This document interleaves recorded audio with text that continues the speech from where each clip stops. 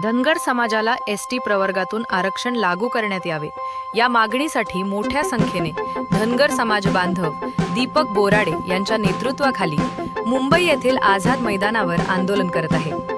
धनगर समाज बांधव वेगवेगळ्या पद्धतीने आझाद मैदान येथे आंदोलन करत आहे। एकच मिशन एसटी आरक्षण अशा पद्धतीची पिवळी टोपी धारण करून डफ वाजून नाचण्याचा आनंद धनगर समाज बांधवांनी घेतला।